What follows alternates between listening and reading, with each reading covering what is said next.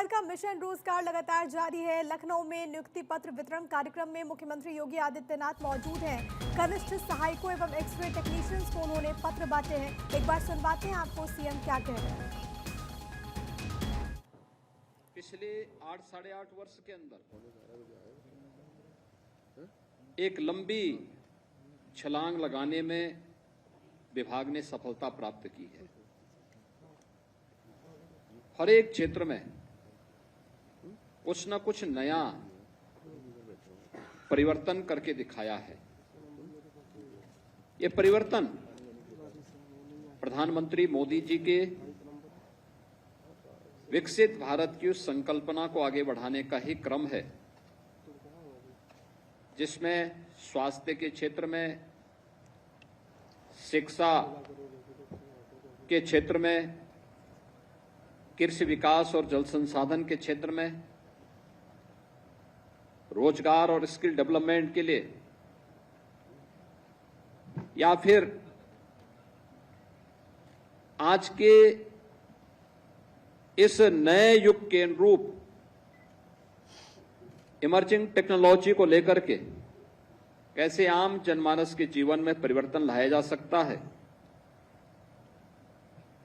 इन सब बातों को लेकर के अगर आप देखेंगे तो स्वास्थ्य भी उस व्यवस्था का एक प्रमुख घटक है। एक स्वस्थ व्यक्ति ही स्वस्थ समाज के निर्माण में योगदान दे सकता है। एक स्वस्थ व्यक्ति ही सशक्त समाज और समर्थ राष्ट्र के निर्माण में अपनी भूमिका का निर्वहन कर सकता है। जब व्यक्ति ही स्वस्थ नहीं तो व्यवस्था कैसे स्वस्थ होगी, और जब व्यवस्था ही अस्वस्थ हो जाएगी तो उसके सारे पिलर अपने आप ही ध्वस्त होते हुए दिखाई देंगे। और यही सब कुछ होता था। 2017 के पहले व्यवस्था में यही एक घुन लग चुका था, तो उसे अंदर ही अंदर खोखला किया जा रहा था।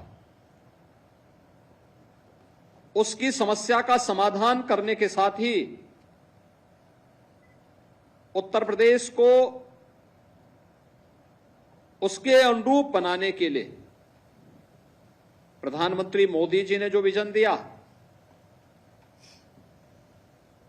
उनके विजनरी लीडरशिप में उत्तर प्रदेश ने उन सभी मानकों को प्राप्त करते हुए आगे बढ़ने का जो निर्णय लिया, परिणाम है 8-8.5 वर्ष के अंदर हम लोग 8.5 लाख से ऊपर नौजवानों को उत्तर प्रदेश की सरकारी सेवा में विभिन्न विभागों में, पुलिस में, शिक्षा में, स्वास्थ्य में, इंफ्रास्ट्रक्चर के लिए समर्पित विभागों में, कृषि और जल संसाधन से जुड़े हुए विभागों में सरकारी सेवा में लेने में सफल हुए हैं। एक पारदर्शी और निष्पक्ष भर्ती की प्रक्रिया का परिणाम है कि आज ये प्रक्रिया एक समय से पूरी होती है और समय पे संपन्न भी होती है। अगर मैं केवल पुलिस की भर्ती की बात करता हूं, पिछले 8 वर्षों में हम लोगों ने 2,19,000 पुलिस कार्मिकों की भर्ती सफलतापूर्वक की है, जो उत्तर प्रदेश के अंदर अपनी सेवाएं दे रहे हैं। आप सोचो कि 2,19,000 पुलिस की भर्ती केवल इन 8 वर्षों के अंदर संपन्न हुई है, जिसमें से अभी हाल ही में 60,200 से अधिक पुलिस कार्मिकों की भर्ती भी संपन्न हुई। मुझे याद है जब पहली बार हम लोगों ने पुलिस की भर्ती करनी प्रारंभ की थी, जगह खाली थी, लेकिन हम लोगों को ट्रेनिंग करने की समस्याएं खड़ी हुई थी। भर्ती हमने 50,000 की निकाली, भर्ती किए तो हमारे पास ट्रेनिंग सेंटर नहीं थे।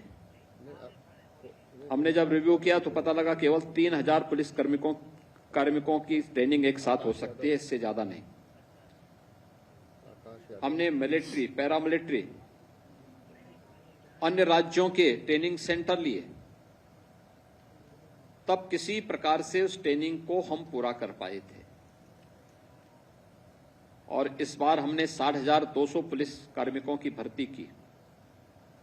आरक्षी पुलिस की इस भर्ती में 60,244 भर्ती की प्रक्रिया को संपन्न करने के बाद आज उत्तर प्रदेश के ही ट्रेनिंग सेंटर में सभी नौजवान अपनी ट्रेनिंग ले रहे हैं और बेहतरीन सुविधा हम लोगों ने वहीं पर उनको दे करके उत्तर प्रदेश के अंदर इंफ्रास्ट्रक्चर को इस रूप में आगे बढ़ाया है। कहां 3,000 की ट्रेनिंग नहीं हो पाती थी, आज 60,000 से ज्यादा उत्तर प्रदेश के नौजवान उत्तर प्रदेश में ही ट्रेनिंग ले रहे हैं। भर्ती की प्रक्रिया में भी ऐसे ही होता था। और किस प्रकार की भर्तियां होती थी? हमें बहुत सारी भर्तियों को उस समय सीबीआई को देना पड़ा था। इस समय आप देख रहे होंगे एक व्यक्ति 8-8 जगह में नाम लिखा करके पैसा लिए जा रहा था, वो तो जब जांच में सामने आया तब पता लग रहा है ये कौन लोग हैं। ये वही लोग हैं जो एक परिवार के लोग पैसा लेकर के और ये भर्ती करते थे और उत्तर प्रदेश की जनता को इस प्रकार के लूटते थे, जो लूट आज उस रूप में देखने को मिली। वो भर्ती 2016 की भर्ती है और जांच करवाई थी हम लोगों ने, चल रही है जांच अभी। वो जांच समय पे हो जाएगी तो बहुत सारे ऐसे महाभारत के रिश्ते अब बाकी का जीवन जेल में ही बिताने के लिए मजबूर होंगे, क्योंकि उनके कारनामे ऐसे थे कि वे कारनामे उत्तर प्रदेश को लगातार धरातल की ओर लेके जा रहे थे। विकास की बुलंदियों को छूने की बजाय उसको गर्त की ओर धकेलने में सहायक हो रहे थे और यही होता था। यह उत्तर प्रदेश जिस पर प्रकृति और परमात्मा की असीम कृपा है, वह उत्तर प्रदेश को बीमारू बना दिया। जब प्रदेशी बीमारू हो गया तो नागरिकों के क्या हाल होते रहे होंगे। पहचान का संकट खड़ा हो गया, नौजवान को नौकरी नहीं, बेटी सुरक्षित नहीं, व्यापारी असहाय रहता था, किसान आत्महत्या करने के लिए मजबूर होता था। यहां पर परंपरागत उद्यम बंदी की कगार की ओर जा रहे थे। चारों ओर अव्यवस्था थी, अराजकता का सा वातावरण था। कोई भी पर्व और त्योहार आता था उससे पहले दंगे शुरू हो जाते थे। पर्व और त्योहार उत्साह और उमंग के लिए होते हैं, सामाजिक सद्भाव के लिए होते हैं, लेकिन उत्तर प्रदेश में उल्टा होता था। लेकिन आज पिछले 8 वर्ष में कोई भी व्यक्ति हो, कोई भी समुदाय हो, कोई भी जनपद हो, पर्व और त्योहार के एक मानक है, एक स्टैंडर्ड है। उस स्टैंडर्ड के अनुसार ही लोग उत्साह और उमंग के साथ उन आयोजनों में भागीदार बनते हैं। सामाजिक सौहार्द भी है। यह सामाजिक सौहार्द राष्ट्रीय एकता को भी संबल देता है। हर एक व्यक्ति के मन में एक नया उत्साह है, उमंग है, और केवल यह उत्साह और उमंग अब केवल पर्व और त्योहारों के लिए ही नहीं है। यह उत्तर प्रदेश के विकास का एक जज्बा लेकर के उसे आगे बढ़ाने में भी बड़ी भूमिका का निर्वहन कर रहा है। और हर एक विभाग ने अपने स्तर पर कार्य करना प्रारंभ किया। यही परिणाम है। जिस उत्तर प्रदेश की अर्थव्यवस्था आज से 8 वर्ष पहले, यानी 70 वर्षों में हम लोग केवल 13 लाख करोड़ तक पहुंचे थे, आज वह उत्तर प्रदेश इस वित्तीय वर्ष के अंत तक 35 लाख करोड़ की एक अर्थव्यवस्था बनने जा रही है। यानी जो कार्य 70 वर्ष में नहीं हो पाया, उससे भी 2.5 गुना वृद्धि हम लोगों ने मात्र 8 साढ़े 8 वर्ष के अंदर उससे बेहतर गति देकर के उत्तर प्रदेश को आगे बढ़ाने में सफलता प्राप्त की है। ये सफलता तब प्राप्त की है जब उत्तर प्रदेश के नौजवानों को उत्तर प्रदेश के अंदर नौकरी की गारंटी मिली, निष्पक्ष और पारदर्शी तरीके से भर्ती की प्रक्रिया जब संपन्न हुई, तब ये परिणाम हम सबके सामने आते हुए दिखाई दिए। मैं यहां पर जब चिकित्सा शिक्षा और चिकित्सा स्वास्थ्य की बात कर रहा हूं, आपने देखा होगा इसी सभागार में हम लोगों ने इससे पहले स्वास्थ्य विभाग की 1354 स्टाफ नर्स की भर्ती भी सफलतापूर्वक संपन्न की थी। स्वास्थ्य विभाग के 7182 एएनएम भी सफलतापूर्वक भर्ती करके उन्हें नियुक्ति पत्र यहीं पे वितरित किया था। 1102 स्पेशलिस्ट चिकित्सकों की भी भर्ती की प्रक्रिया करने के बाद उन्हें नियुक्ति पत्र वितरण का कार्य भी किया गया। चिकित्सा शिक्षा विभाग के 278 जो एसोसिएट प्रोफेसर्स थे, उनकी भी भर्ती की प्रक्रिया को संपन्न किया और उत्तर प्रदेश के जो हमारे बड़े बड़े चिकित्सा संस्थान हैं उनके लिए 2142 स्टाफ नर्स की भी भर्ती की प्रक्रिया को सफलतापूर्वक अकेले एक विभाग के स्तर पर इतनी भर्ती की प्रक्रिया संपन्न हुई, जिन्हें नियुक्ति पत्र देकर के आज वे उत्तर प्रदेश के विकास में अपना योगदान दे रहे हैं। यही उत्तर प्रदेश है जिसके बारे में डिप्टी सीएम श्री ब्रजेश पाठक जी कह रहे थे कि उत्तर प्रदेश में गवर्नमेंट मेडिकल कॉलेजेस 17, जनपद हैं 75, आबादी उस समय 20 करोड़, आज वो 25 करोड़ के आसपास, लेकिन मेडिकल कॉलेज 17 थे। आज उत्तर प्रदेश के अंदर सरकारी और निजी क्षेत्र को मिलाकर के देखेंगे तो जो पहले 40 मेडिकल कॉलेजेस थे जिसको बनने में 100 साल से ज्यादा लगे थे, आज उसी उत्तर प्रदेश में हम लोगों ने पिछले 8 साढ़े 8 वर्ष में मेडिकल कॉलेजेस की संख्या बढ़ा करके 80 से ऊपर हम पहुंचाने में सफल हुए हैं और आज 1 district 1 medical college Uttar Pradesh की पहचान बन रही है। मेडिकल कॉलेज बनेगा तो केवल मेडिकल कॉलेज एडमिशन ही नहीं होते हैं, उसमें मेडिकल के प्रोफेसर भी, एसोसिएट प्रोफेसर भी, असिस्टेंट प्रोफेसर भी, उसमें अन्य क्लेरिकल स्टाफ भी, उसमें स्टाफ नर्स भी, फार्मासिस्ट भी, टेक्नीशियंस भी, इन सब की भी भर्ती होती है। इस सभी भर्ती की प्रक्रिया के साथ जोड़ करके उन सबको भी नौकरी दी गई। वह भी उसके साथ उन्हें वहां पर हर एक मेडिकल कॉलेजेस में बड़े पैमाने पे ये सभी पद देने के साथ वहां भर्ती की प्रक्रिया को भी उसी रूप में आगे बढ़ाने का कार्य किया गया।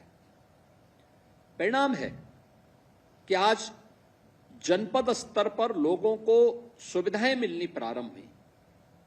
पहले आपको किसी भी हॉस्पिटल में आप जाते थे तो हॉस्पिटल बंद मिलता था, दवा नहीं मिलती थी, डॉक्टर है तो दवा नहीं है, दवा है तो डॉक्टर नहीं है, अगर दवा और डॉक्टर उपलब्ध है तो बिजली नहीं है, कोई सुविधा नहीं मिल पाती थी। आज उत्तर प्रदेश मेडिकल कॉर्पोरेशन के माध्यम से दवाइयां भी उपलब्ध हो रही हैं, तो 5 करोड़ 34 लाख से अधिक परिवारों को, यानी अगर एक परिवार में 5 लोग भी होंगे ना, तब भी आप अनुमान कर लीजिए कि कितनी बड़ी संख्या से लाभान्वित हो रही है। यह आयुष्मान भारत कार्ड की सुविधा से यहां पर उत्तर प्रदेश के अंदर लाभान्वित हो रही है। लगभग 80 लाख से ऊपर लोगों ने आयुष्मान भारत की सुविधा का लाभ अब तक लिया है, जिसके लिए लगभग 3000 करोड़ रुपए से अधिक की राशि उत्तर प्रदेश सरकार ने भारत सरकार के साथ मिलकर के पेमेंट किया है उन गरीबों की बेहतर चिकित्सा सुविधा के लिए। अभी हाल ही में हम लोगों ने उत्तर प्रदेश के चिकित्सा शिक्षकों के लिए कैशलेस मेडिकल सुविधा की घोषणा की है। आप अनुमान करिए कि 11 लाख शिक्षक यानी 11 लाख परिवार, सीधे सीधे 55 लाख लोग सीधे सीधे इस सुविधा से लाभान्वित होने वाले हैं। यानी आज सरकार के पास क्षमता है तो सरकार ये सुविधा उनको उपलब्ध करवा रही है, और वह गवर्नमेंट मेडिकल कॉलेजेस में भी, इम्पैनल्ड हॉस्पिटल्स में भी ये सुविधा प्राप्त कर रहे हैं। पहले इक्के दुक्के हॉस्पिटल में, लखनऊ में या बीएचयू वगैरह में छोड़ दिया जाए तो बाकी कहां, आईसीयू कहीं भी नहीं था, ब्लड बैंक नहीं मिल पाता था, डिजिटल एक्सरे, कलर डॉपलर नहीं मिल पाता था, सीटी और एमआरआई तो बहुत दूर की बात है। आज उत्तर प्रदेश के अंदर आप देखेंगे हर जनपद में ब्लड बैंक है, हर जनपद में आईसीयू की सुविधा है। हम लोग जब 17 में आए थे तब उत्तर प्रदेश के अंदर 2/3 से अधिक जनपद ऐसे थे जहां पर एक भी आईसीयू के बेड नहीं थे। आज उत्तर प्रदेश के अंदर हर जगह आप जाएंगे, आपको वहां पे आईसीयू के बेड भी मिलेंगे, मिनी आईसीयू भी मिलेंगे, डिजिटल एक्सरे की सुविधा मिलेगी, ब्लड बैंक भी मिलेगा। किसी भी प्रकार की वायरस जनित, विषाणु जनित बीमारी में जिसमें प्लेटलेट्स काउंट कम होते हैं तो ब्लड सेपरेटर यूनिट या इस प्रकार की सुविधा भी वहां लोगों को, एक सामान्य गरीब से गरीब पेशेंट को प्राप्त होता है। डायलिसिस की सुविधा सभी 75 जनपदों में फ्री में सुविधा, हर गरीब के लिए फ्री में सुविधा। ऐसे ही हर एक क्षेत्र में यह सुविधा उपलब्ध करो। यानी अगर मेडिकल कॉलेजेस की संख्या, हॉस्पिटल्स की संख्या बढ़ी है तो जनता को दी जाने वाली सुविधाएं भी उसी क्रम में बढ़ाई गई हैं।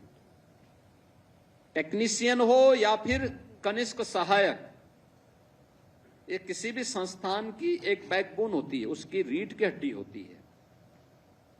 आप अगर अपनी कार्य पद्धति को ठीक करेंगे, बहुत सारे लोगों को सहायता मिलती है। कनिष्क सहायक क्लेरिकल काम उसका होगा, लेकिन अगर वह अपनी कार्य पद्धति के माध्यम से फाइल में तीव्रता ला दे, त्वरित गति से कार्य करना प्रारंभ करेगा, तो कहीं कोई समस्या नहीं आ सकती। अनावश्यक रूप से किसी को वेट नहीं करना पड़ेगा, न पेशेंट परेशान होगा, न इम्पैनल्ड हॉस्पिटल, न कोई अन्य कर्मचारी या कोई डॉक्टर, कोई भी परेशान नहीं होगा। ऐसे ही टेक्नीशियन समय पे अपने सारे कार्यों को करें और अपने कौशलता का परिचय न केवल एक्सरे या अल्ट्रासाउंड करने में करें, बल्कि इस बात का भी ध्यान रखें कि अब जो नए उस पर आप देखते होंगे, नई टेक्नोलॉजी से जुड़े हुए जितने भी इस प्रकार के मशीनें आई हैं, उनके जो वायर होते हैं बहुत सॉफ्ट होते हैं। ऑप्टिकल फाइबर जो इस्तेमाल किया जाता है, उसको कैसे फोल्ड करना है, कैसे सुरक्षित रखना है, अगर आपने उसमें थोड़ी भी लापरवाही की तो फिर वो एक्सरे बंद हो जाएगा और वे मशीनें काम करनी बंद कर देंगे। हमें उस समय देखना होगा, उसके बारे में पहले से ट्रेनिंग लेनी होगी, पहले से अपनी तैयारी करनी होगी। आज भी आप देख रहे होंगे कि यहां पे एक साथ 1112 तो कनिष्क सहायक और 22 टेक्नीशियन एक साथ नियुक्ति पत्र प्राप्त कर रहे हैं। यानी बहुत बड़ी संख्या है। ये बड़ी संख्या इस बात को बताती है कि सरकार की इच्छा शक्ति है कि हम जनता जनार्दन की सेवा के लिए अच्छे लोग दें।